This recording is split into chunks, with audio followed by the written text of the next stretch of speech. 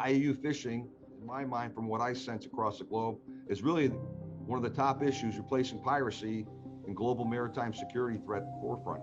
IUU fishing is a worldwide threat, and I think that's indisputable. And if IUU fishing continues unchecked, we can expect a deterioration of fragile coastal states and increased tensions across the globe among foreign fishing nations. And that threatens geographic stability around the globe.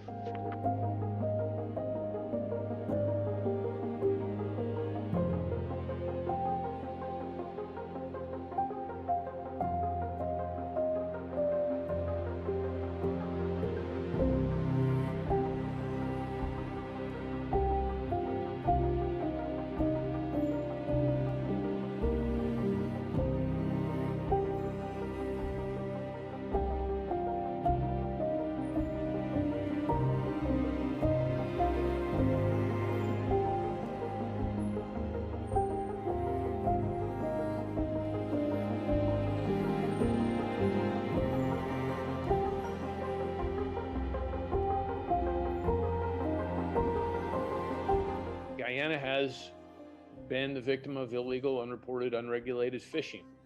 During a press conference, I was asked a question by a Guyanese reporter.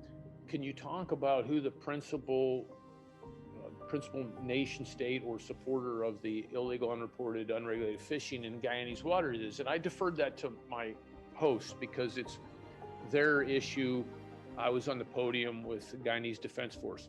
But I did say we have clear examples in other parts of the hemisphere, Ecuador, Peru, where Chinese state-sponsored fishing fleets would, for large portions of the day, turn off their AIS, their transponders that are mandated by international law for significant periods of time, up to 8 hours. There's only two reasons you do that. It's because the equipment is broken or because you're trying to mask some illicit behavior. So turning these things off for significant periods of the day in concert with hundreds of other vessels does not constitute equipment malfunction.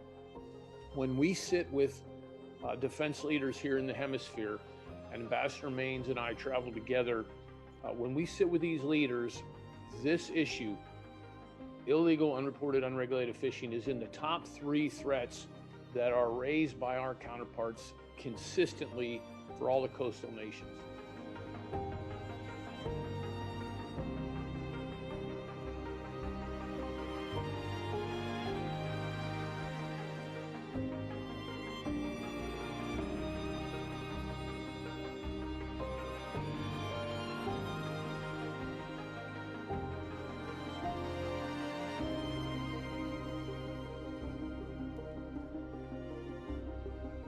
The importance of the Coast Guard global strategy cannot be overstated because it really sets the framework for what we're able to do across a range of efforts.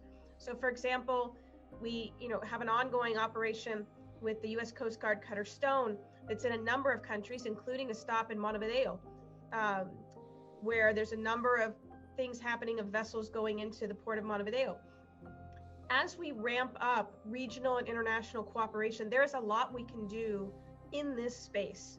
And I think countries are so eager to work on it because, again, it goes back to each country sees this as a national security threat, as a sovereignty threat, and then a threat to economic prosperity.